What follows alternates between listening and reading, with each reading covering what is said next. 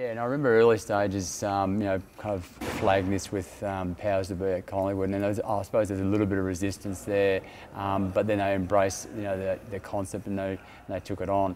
I had the opportunity back, prior to the 2000 Sydney Olympics, where I was involved with some swimmers in going to altitude for a month.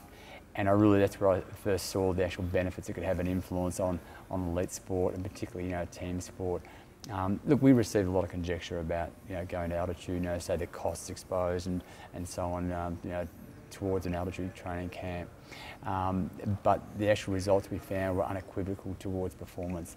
And when at the elite level, if you can get 2 or 3% change, you take that. I think the thing is that we know the benefits now. The research is it's quite validated, having a positive outcome towards performance.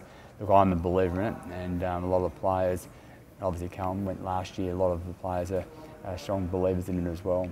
And do you believe that the players gain more in value the more times they go to Arizona? Yeah, look, and I think now, because pre-season is so condensed and we don't have a huge amount of time, so what we acquire at altitude takes longer at sea level to actually have a positive influence. So we need to fast track their conditioning, their pre-season period. And you take that, because we don't have a huge amount of time to get those very strong training adaptations that we're after. So going to altitude, we can fast track that. So coaches need to spend more time on the technical and also the tactical component. But the great thing is we can get the physiological benefits in going to altitude.